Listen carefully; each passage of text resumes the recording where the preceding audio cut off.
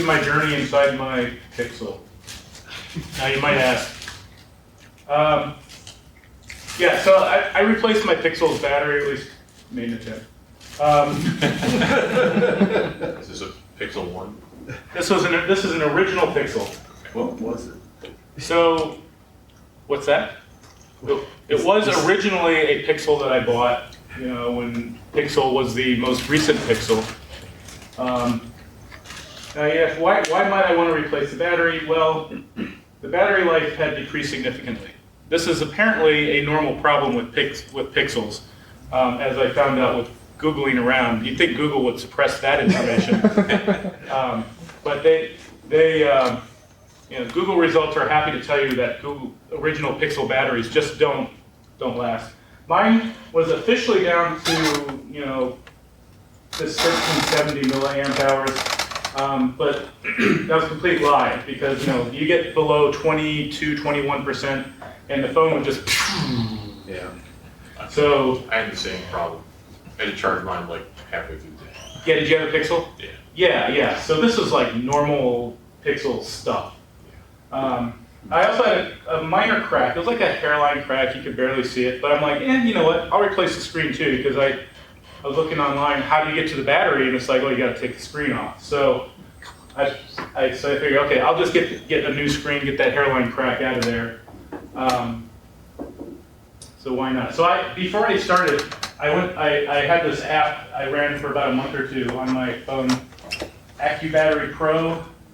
And that's where I got the estimated capacity. It just kind of monitors the charging and discharging of the battery and how much power it's using over time, and comes up with what kind of capacity it has. And it tells you things like how much battery wear you're doing every day and gives you hints and stuff on how to keep your battery living longer. So, It's a good app. what's that? I have that too. It's good. You have it? Yeah. It also alarms if you charge it up too high, because their theory is if you charge it over 80%, you're right. They do have that theory, and that's frustrating. I wonder about that. There's a frustration about that. I'll get to that later. Yeah. So I thought, hey, what's it going to take? Well, I watched 2 YouTube videos on that did it. The first one here, and these are the links, of course. The first one is a site that sells Pixel parts. So they want you to buy their parts and use their video to replace the battery. So everything looks easy. The second one is a guy who's actually doing it on his own, and so he's got the usual battery of, well, they're not quite curse words, but you know, it's this is for YouTube, so I would curse here if it would, you know. So, but he did it too. So I bought my tools and parts from fixeasy.com. They seem, at least when I Googled, they had a really good price. And I figured that just watching the video, that this would be like an hour-long process, so I budgeted 2 hours. Just so I'd have time in case something went wrong. Physical tools? Oh, right. So tools like to get into the insides, the deep insides of the Pixel, you need like a specific size torque screw. I brought them actually here. So it's basically a kit. One with a dimple in the middle? What's that? The one with the dimple in the middle? Yeah, actually, I don't remember exactly which one. It was like a T5 or something for the Pixel. But you also needed like a precision knife.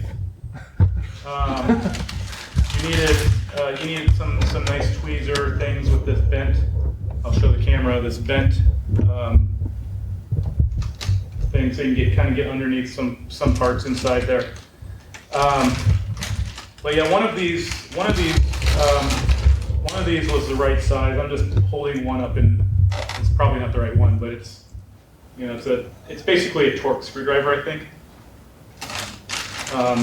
So this whole kit is, you know, supposed to be for like mini phones, but yeah. So I bought that. Some 2mm tape. It's this is so that you can basically stick your phone back together. Stuff like that. So, here I am all set up. I've got my tape. These are the boxes. This is the batteries in here, the new screens in here. There's my parts. I've got my laptop sitting there so I can watch the video as I go. I've got my hydration device next to the laptop. I've got a hair dryer. We'll get to why that's there. The phone's sitting on an anti-static mat. And I've got the tools that I thought I would need. They're already laying out there. So that... Did you make a backup of the phone? No baseball bat? Well, I mean, I kind of back up all my stuff to Google Cloud and stuff anyways, and so anything that yeah, you should make a backup though if you need anything. If you have anything valuable on your phone, definitely take a backup, because you never know what's really gonna, again, I can promise you never know what's gonna happen. Yeah, so I think, yeah, everything's there. So step one was pretty easy. Get that SIM card out, and it's Google Fi. Step two is you need to remove the old screen. And the procedure for there is you take well, they recommend a heat gun, but who needs that? I have a hair dryer. So, what's that? There's a difference. Yeah, there is a difference. I'm not sure which one's hotter. The heat guns are definitely. What, $100? Huh? $100? No, you can get them at Menards or something, really 25 bucks, but it's stupid hot. I mean, they'll take paint off the wall. Yeah? Oh wow, I didn't know that. Well, I used a heat gun at work that had a temperature setting as well as an airflow That's a setting, heat which gun. is really sweet. Feel like I heard. Well, that's interesting though, because none of the tutorials mentioned like how hot to set your heat gun. So I just had buy this one, which had a one setting. But one of the video of the other guy, he used a hair dryer and he got it off okay. So So anyways, hair dryers. My hair dryer is pretty hot. Heat up the adhesive. And you use a precision knife to start breaking the adhesion. So basically, the screen is glued on, and you're using the heat gun to soften the glue, and then get the knife underneath there to begin prying it up, and then you use a playing card or business card to break the seal all the way around the four sides of the pixel. It's terrible if you ask me. Wouldn't make you feel nervous at all? No, because what could happen? Oh, that could happen. Yeah, that's glass. That's glass there. Those are pieces of glass up there. Those two black dots up there. I hope you're wearing your safety glasses. Right.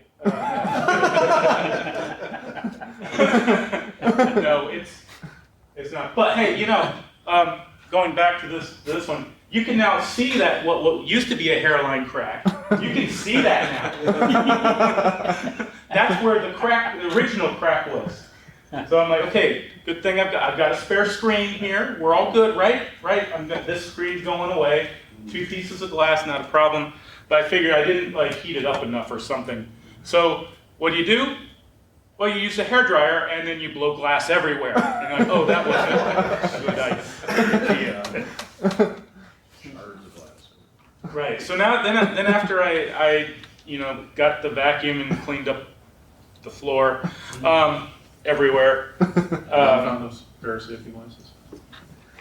Then you went looking for the safety glasses. This guy. Yeah, safety glasses, safety glasses.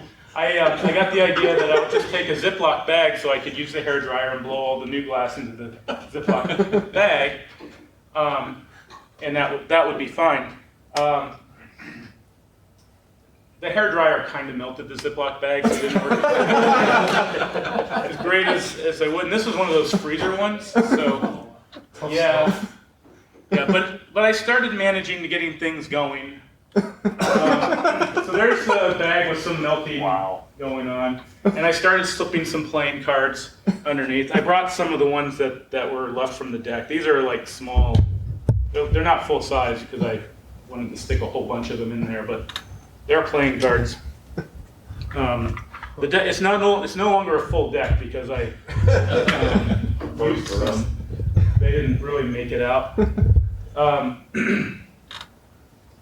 But yeah, so I got the playing cards here, you know, under 3 of the sides. Well, does anybody see what's wrong? Fourth side? Yeah. Well, the 4th side, but what's... Some of them are like under the Gorilla Glass. It's not. Some are under, Yeah, is that normal? Oh, yeah. Yeah, is that normal? Please tell me that's normal. That's like a feature, right? You're supposed to see it underneath one side, not the other. I mean, you can use it that way. Yeah. You hope you didn't go Call through. it. Yeah, no. The problem was that on the side where you can see the cards there, on the top side of this screen, yeah, I had actually separated the glass from the actual screen. Those were supposed to come off together. So now I have a very broken glass here. That was not fun. So you were supposed to go underneath that bottom part? Yeah. Pull Yeah. both of them up at the same time? Yes. Okay. Yeah. So these cards that you see on the left side of this image, those are in the correct place. But the other side, that seal didn't. I broke the wrong seal somehow. As you say, does it matter? Well, I still need to get underneath that. Right. more hair dryer. More hair dryer. It has a certain je ne sais quoi, if you will. Has a certain je ne sais quoi. Yeah. I wasn't very happy. Boy. You can see lots of tools sitting there. I think I had everything trying to ram that thing open. And T equals what at this point? Like time? Yeah. I have no idea. Actually. I probably have, the pictures are probably timestamped because, you know, everything gets Because your timestamped. estimate was 2 hours, I'm just wondering. Well, 2 hours is what I was estimating I would take at the beginning. Yeah. But at this, I don't know, by this point, maybe I'm an hour in, I don't know. I think the red flag should have been it takes an hour to change a battery. Well, that was my estimate. That was kind of my optimistic estimate. It'll take me an hour to do everything that I saw in And then you the double video. it. No, I doubled it. But by this point, I had, you know, blown glass all over the room and cleaned it up, and yeah. So I was an hour, probably a little plus at this point. But I'd have to go back and check the timestamps on the pictures to know for sure. But anyways, at this point, I'm just like, I just took the knife and just jammed it all the way around. Got it to this point. I mean, that screen's going away anyways. Like a thief stealing a windshield. Die, yeah. Die screen. And I only have 2 screws to get most of it off. Oh, jeez. 2 screws, I can get 2 screws in that ribbon cable, and most of that screen is gone.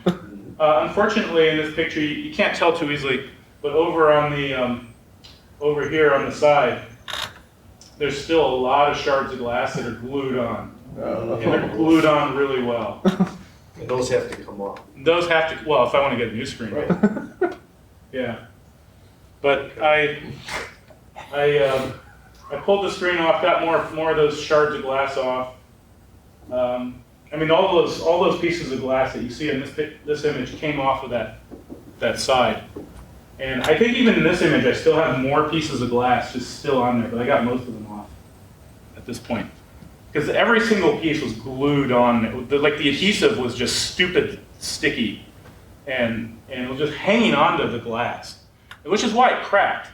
Like, the sides actually came off pretty easy once I got the knife in the right spot. And the bottom did too. What I noticed, the design was actually pretty dumb.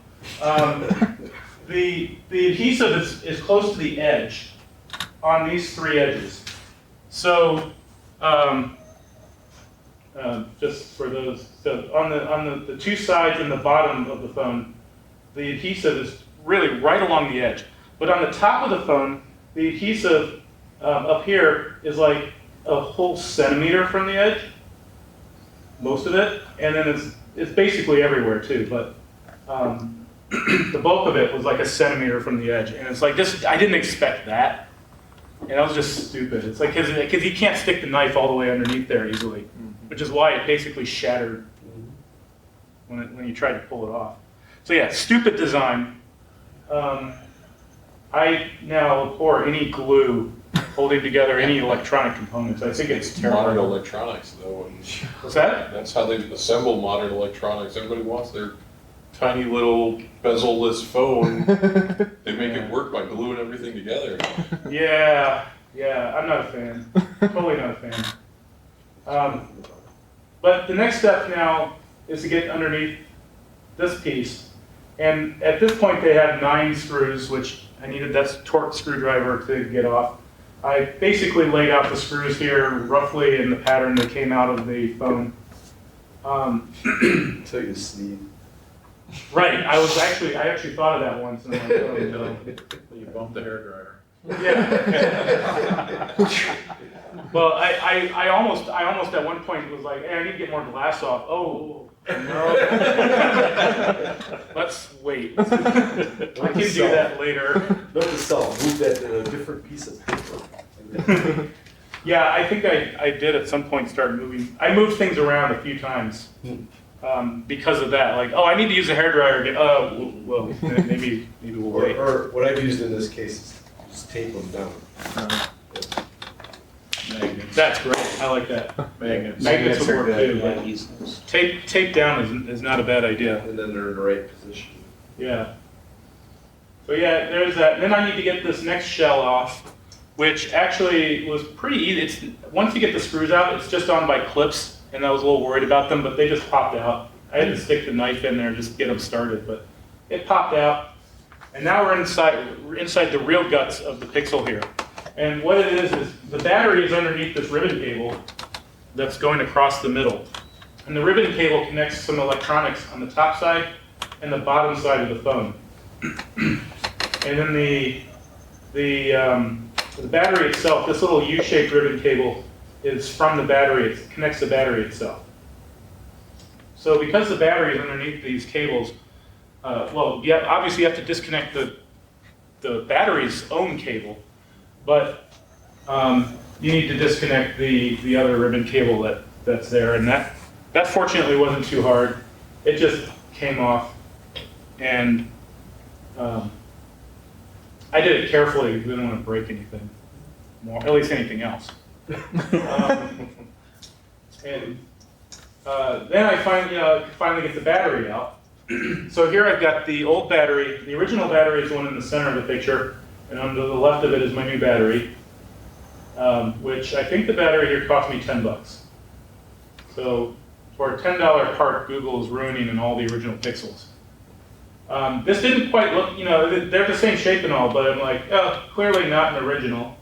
But honestly, once the original fails me, I'm like, screw the original brand, I don't care, I don't want it. So I was glad it didn't look the same. Is the amp hour capacity the same? Because I replaced a battery, and even though it was the same form factor, it actually was rated at a higher capacity. Yeah, that was an option. I bought one with the exact same capacity. You did, okay. There were some vendors that sold some with a higher capacity, but I was a little suspicious of them. Their ratings weren't as good. People were complaining the batteries died more. So I bought this one, which had the same capacity and had better ratings, and hopefully it'll work out. So anyways, there wasn't much to say about putting it back together at this point. So I got the other pieces back in, the new batteries in, the screws are back in, and there's the new screen. So hopefully at this point, I just put it on and it works. Right? So here I got it connected. All I got to do is lay it down. I think I've got like one little thing to pull off there, but all I got to do is lay it down. Oh, it's not flush. Oops. Why is it not flush? Still got glass. Well, yeah, let it debris clean up. Yeah, maybe I had more debris. So I opened it back up. I went back. It wasn't flush along the top where all the glass was. So I was looking for pieces of glass that were in the way. I couldn't find any. And I finally realized that the middle compartment wasn't laying flush against the bottom. So I had to pull all the 9 screws back out, lift that up, pull off the ribbon cable that connected the top and the bottom. It turned out to be something with the ribbon cable wasn't flush. Maybe it wasn't connected correctly. The battery one or the other? The ribbon cable that connects the electronics on the top and bottom goes across. I don't know if that's a backplane or what. That wasn't laying flush inside, and it was causing a little hump at this point, and thus the screen didn't lay flat at the end. So once I got that all sorted out, I decided not to put any new adhesive on the phone because there was still plenty of adhesive just kind of sticking around on the edges. So I figured maybe I'll just push the new screen on and hope it sticks. But it did lay flat at that point, and it turned on. All right. Except the screen fell off in your pocket. To this day, the screen in the upper corner will pop up a little bit sometimes. It didn't do it right now, but a couple times a day it'll pop up. It was just the one corner. For the first couple days, I had the bottom corner also popped up, but when I was taking off the glass on the top, the adhesive, I pulled off a lot more adhesive from the top than I did on the bottom and the sides. So most of the adhesive from the bottom and the sides is actually still there. But the top, I took off a lot of adhesive, and I don't think there was actually any adhesive left on this corner. So, as I said, if there was, it's like a centimeter down from the top, so it really kind of sucks. The only other problem with the phone, other than the corner popping up sometimes, oh, there it goes, now it's popping up. I think maybe this guy's holding it in some. Is that you can see all the scraping along the sides where I stuck the knife in to get the original screen off if you look carefully. But otherwise it works fine, it's got good battery stuff. How's it doing? Here's some screenshots from AccuBattery Pro. I couldn't figure out how to reset the battery health information. Oh, so it's still using your old? So it's still got a lot of old data, but obviously it now believes I have 1,800 milliamp hours. This is as of a couple hours ago. I took these screenshots. But you can see down here in the battery capacity, the way it calculates this 1,800 number is it basically averages out the value of all these little green dots here. And you can see all these green dots down here are from the old battery, and all these green dots up here are from the new battery, and they hover around 2,700, which is the stated capacity of the battery. Where all these ones down here are about 1,400, what they probably hover around, which is what AccuBattery used to say my old battery had. Now, one thing I like about AccuBattery is it gives this wear and tear graph up here right above the battery capacity. So you can see day by day how much wear and tear I did on the battery. And it gives you little tips like as Dave Schwallace there said, it gets mad at you if you try to charge above 80% on your battery. Because it's that they claim that's bad. Yeah. So any questions about the battery replacement? Would you do it again? I'm not sure I would do it again. I have to think carefully. Do you about think to take it to one of the kiosks at the strip mall that says we fix phones and get a price quote or something? Yeah, I thought about that, but I figured they had a markup. Although I have a Nexus 6P, so it's like maybe the older sibling here. You can't see them. And I'm considering replacing the battery. I got a quote from an iFixit, something like that. It's in like in the nose for $100. Yeah. So Yeah, obviously there's markup on the $10, but then I don't have to deal with the hairdresser. yeah. And if they screw it up, that $100 will buy your new phone or whatever. Right. Yeah. And that's still what I can't decide is do I just get a new phone? Now, I actually had a pretty good backup plan though, Yeah. because if I completely ruin my phone, my employer will buy me a new one. Oh, So, and in fact, I didn't do that anyways. The only reason I didn't just do that in the first place, because the offer's still there. I can just go right now and buy a new phone and have my employer pay for it. But I didn't want to screw around with moving all my files over if I didn't have to. So I wanted to like push that out another year or two. So, because getting a new phone, you're sucked in for like a week setting it up right. I didn't want to mess with that. So in the end, it actually took me 3 hours from when I started to when I got to got everything cleaned up, put away, and the phone was working again. that's not bad. Yeah. It's not 3 days. It's not 3 days, but I was a little scared towards the end there, especially when things went flush. It's like, this is never going to work again. I'm dead. Well, at least I'll just, have to go buy that new phone, and I'll be out of a phone for a few days while I go find it. But I didn't know what model, I didn't even know what model I was going to buy if I got a new phone, which is part of the reason I don't see any phones I want to buy, so. I got a 3A. I'm pretty happy with it. Yeah, that was a contender. 3XL is. Yeah.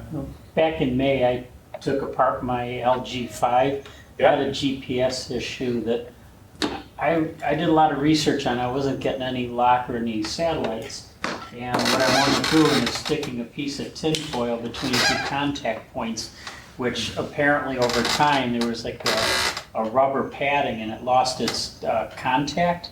So the aluminum foil made contact, but I had to pull the screen off. Yeah.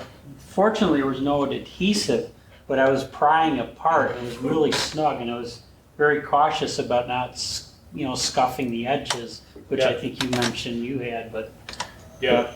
because a piece of tin foil saved me from getting a new phone because I realized how much I use or need the GPS. Yeah. Excuse me. Yeah, that's cool, and it's brave. Anytime you go inside a device you've never been inside before, it's kind of scary. I remember the first time I opened up a computer, I was kind of scared. I was on the phone with a friend who was comfortable inside computers. And he's like, yeah, just unscrew this here.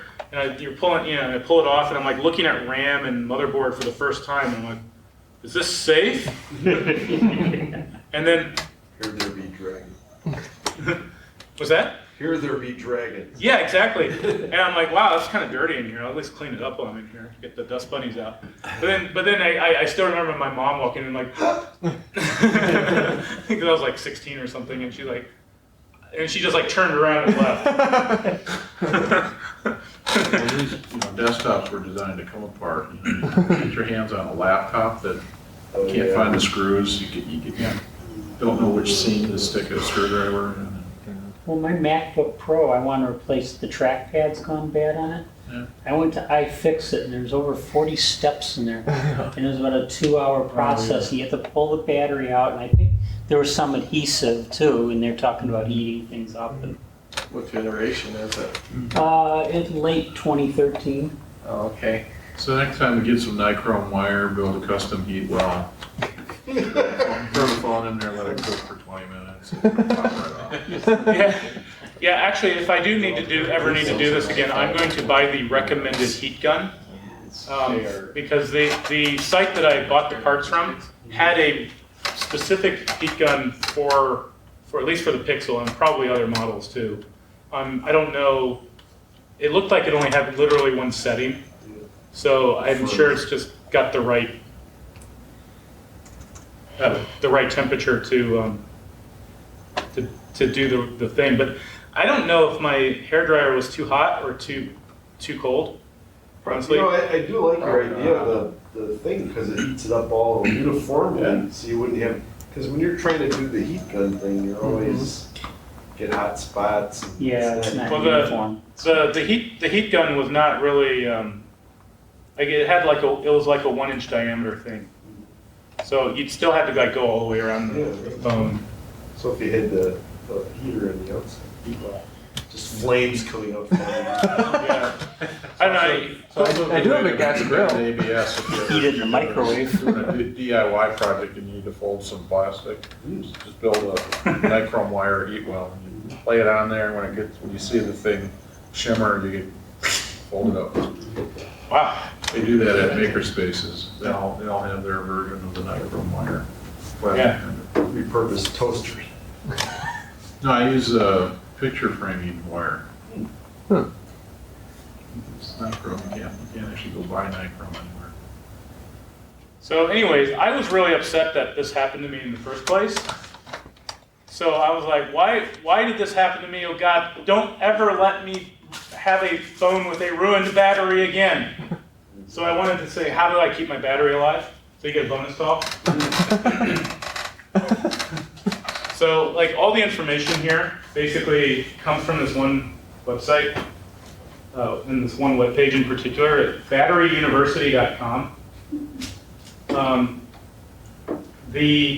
I actually found some other websites that talked about battery longevity, but anyone that had any useful information specifically referenced this exact same page also. So I'm like, okay, they obviously think this is the authority, so we're gonna go there. So You find a lot of misinformation too, because people will hear some bad news about a certain type of chemistry and they'll just map that to all rechargeable batteries, and it's just not true. yeah, and that's an important point. There's different chemistries out there for batteries. This talk is focusing on lithium-ion batteries, which is what you'll find in most of your phones and stuff, but just be careful you don't have a nickel metal hydrate or something else. iCAD is the one that's got all The the memory, bad the press. legend. They don't use it. Yeah, I mean, all battery types have different problems. Lithium-ion is popular because it's very light and has a high capacity for its size. And sometimes it's a crapshoot. I mean, you can go buy 100 batteries that are exactly the same battery, even off the same production run. And in that batch, probably a certain percentage, like 5%, will be batteries that just go forever. And it's just really, it's a crapshoot. It's like, this is an original Chromebook. I've had this over 10 years. I've got the original lithium-ion battery. It still runs for 6 hours. Mm-hmm. But Yeah. other people I know that got the same thing. The battery, after 2 or 3 years, the battery coughed up. So Right. Google buys those batteries for their Pixels. yeah. Well, no, they won't fit. It's Yeah. that big. But yeah, I mean, but why did mine go? I mean, I turned this on a couple hours before I got here, and the battery thing hasn't even moved. Yeah, a laptop like that though probably has like a 3 or 4 cell battery. No, it's one. Is it one cell? flat patch. Voltage. It's about that big. Okay. And And I have a Dell. I have a Dell laptop at home that's got 3 or 4 cell battery. I'm not sure. Yeah. That's what I figured. But, you know, other people that had this the same model, their battery just didn't go along, and it's like that particular batch of lithium ion, it's like was unusually pure or something. I don't understand it. Yeah. So. Makes no sense. Yeah, so I was reading about, they talk a lot, this page is really good. You can get into the chemistry of why lithium ion batteries go bad. The gist of it is that the lithium ions, when you charge or discharge, go from between the anode and the cathode in the battery. But what happens is as the battery ages, is that the ions get stuck on one side or the other, and they basically crystallize around the anode. I don't know, is it anode? Anode and cathode. They crystallize around one or both of those electrodes. So they can't move anymore, and so the battery loses capacity and eventually goes kaput if there's too many of them blocking access. And as far as continuous charge, when I'm not using this, it's on the charger all the time. Yeah. So it certainly doesn't have a don't charge over 80% issue.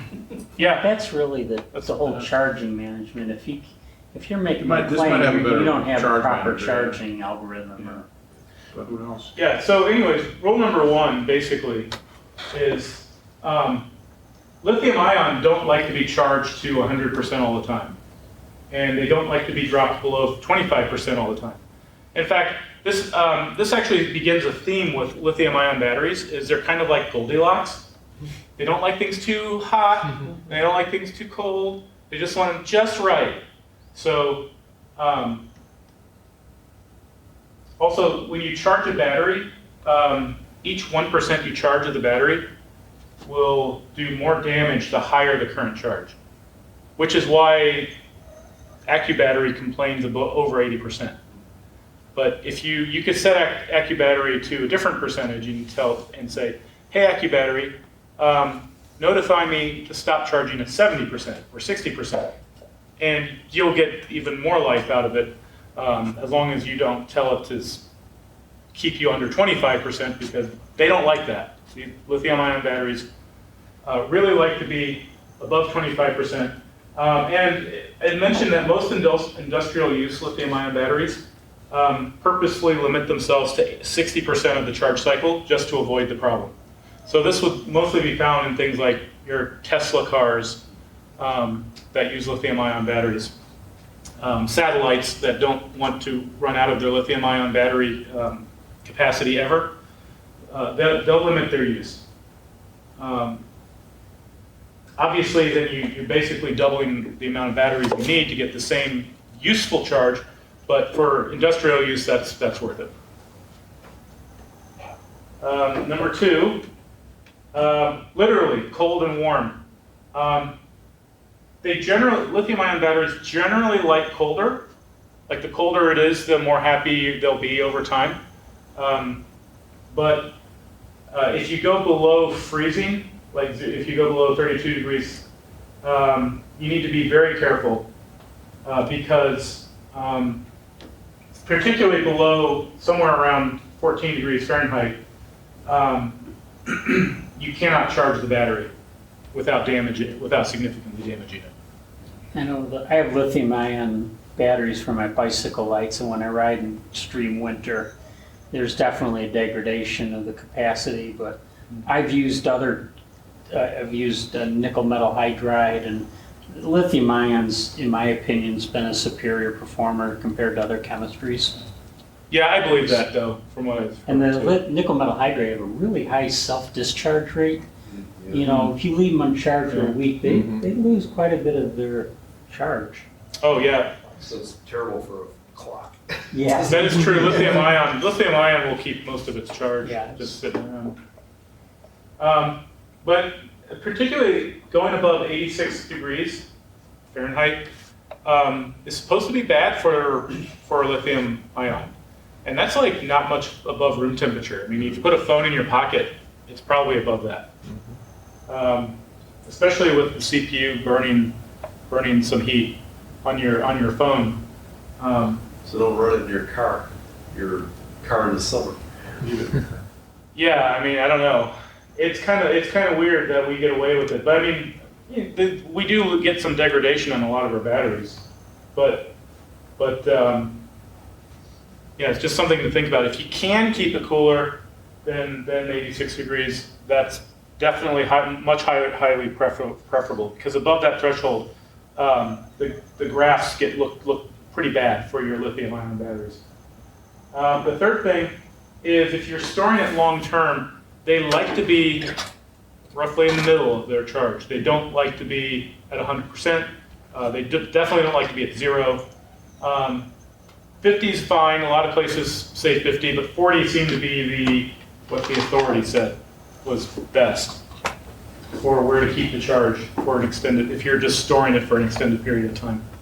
So if you got a laptop that you're just gonna put on cold storage, try and drain it down to at least 60 before you, because below 60, they was like, it's pretty good below 60. 40 is best, but below 60, you're pretty good. And finally, a shorter and slower charge and discharge cycle.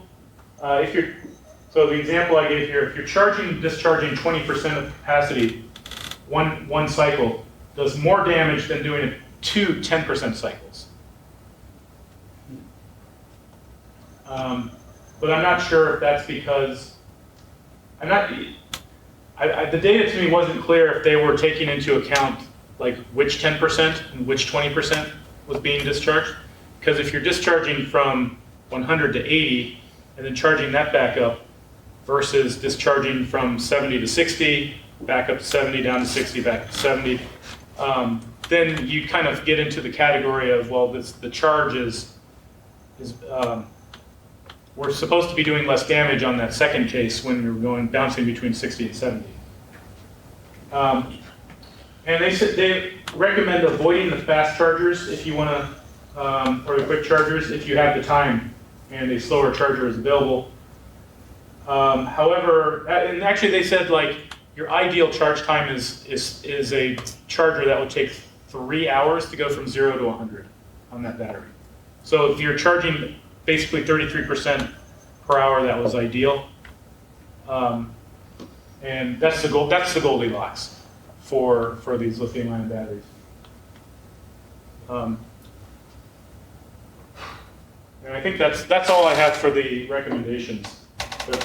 The authority was that link that I put up, and we'll post the slides so you can see that link. For me, I've started trying to pay more attention to charging and discharging my battery a lot and where it's at. So if I'm just going to get in the car and I'm still at 90% charge for the day, I won't even plug it into my car charger. I really think like the phones and computers need to have something where it's like I can plug it in and say just run, don't charge for now. Yep. Because I'm not done for the day. I don't want to charge up to 100, but I happen to be near my plug, so I don't want to discharge either. I just want to use my laptop near a wall for a few minutes, and I'm going to be out. I may be at 90% charge. I'm going to want to use it for a long extended period away in a few minutes, but not right now. I think a lot of that could help if we had some apps or some control over that so that we could tell our phones, now's a good time to charge to 100% because I'm about to get on an airplane and I want all the charge I can get. Versus, I'm going to be near a plug most of the day, so just top me up to 70% anytime I plug in and otherwise don't charge. And I think that would be kind of cool if we could start to get some of that. But a lot of times You have to understand that there's no magic way to measure the capacity of a battery. They do it like, for 10 milliseconds, they're going to put a specific load on it and check the current, and then they're going to put a different load on it, and they're going to do some calculation. Gives you no indication of what's going on with the chemistry of the battery. Yeah. It doesn't give you no indication, it's not taking into account what's the temperature of the battery.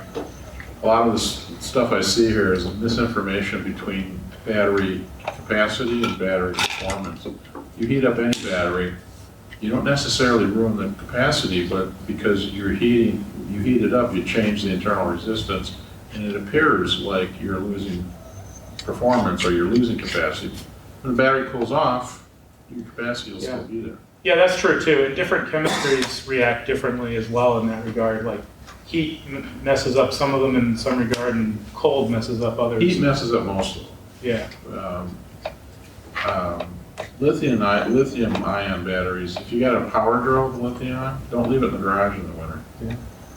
Don't ask me how I know that. Because you will literally ruin the battery. You won't recover if it gets down below zero, like the zero or something. Yes. When I was reading specifically, they were concerned about charging. They said storage was supposed to be okay, but specifically having something applying a charge to One it. thing I heard about long-term storage for lithium-ion batteries, you want to keep the charge around 50%. It's kind of that Goldilocks thing that kind of need in the middle. Now, interestingly enough, I just went on this rant about how it'd be neat if we had all this control over a battery charger. I have one laptop at home that has that software on it. I don't know how it works because I think it actually sends commands to the battery charger. It's a Lenovo. It's in the Yoga line, and it actually by default it's in this battery conservation mode where it only charges to 60%. Well, the battery you put in your phone, did you notice how many wires were on that ribbon cable? Looked like 4. There's some electronics in the battery itself, but it's probably where the final charge management. At work, I'm Battery. using this product, it's software from Texas Instruments called BQ Studio. And BQ is it's a part number of a chip that TI makes for lithium ion packs. So this software goes in there and reads it, and you can do a charge-discharge cycle, get all the various information about each cell in the pack, the temperature, the current drain. So I mean, you can get a lot of characterizations of your battery performance during the charge-discharge cycle. Yeah, So it's, So if you got a battery that has the chip and you have the software that talks to that chip, then you have a much better picture of what your battery is actually doing. and there's temperature thresholds where you stop charging to protect the battery. yeah, And then I know, I've seen that in some devices. and I think this guy at work, he's pretty good with batteries. He said there's a chemical fuse in there where if you really hit an extreme high temperature, it pops the fuse and it basically your battery's a brick. It's irreversible fuse. So it doesn't blow up. And then No, that's there's- exactly. There's physical engineering of the battery too. It's like, if you hear about these fast chargers, well, if the battery's built for that, it's in the conductors that, you know, like I'm looking at that ribbon cable and yours, it's like, how many amps can they put through those little tiny wires? Yeah. It's crazy. Whereas if you've got something that's got, you know, I don't know, 18 gauge wire going to it, then you'd be able to handle Tesla. yeah, well, 18 gauge is not that big. It's not that big, yeah. You can handle a few amps Yeah. in either You're direction. gonna take up half your. That wire's not gonna heat up, which means that, you know, and if the battery's built with more cells in parallel, it'll fan those charges out differently. So, you know, and you can fast chargers use what's called a constant current mode until it gets, and then they will cycle on for a period of time, then off, and then measure the voltage of the battery. That's how they determine whether the battery's done or not. If it's not, they switch it back on. But if you try to do that to a battery that's designed to be fast charged, you probably have a fire. I mean, Yeah, could be. Lithium-ion batteries in particular, you can measure the voltage between the plus and the negative sides, and that will tell you the current charge. In particular, 4.2, it's all this information still is on that Battery University. Like 4.2 volts, I think, was considered 100% for a lithium-ion battery.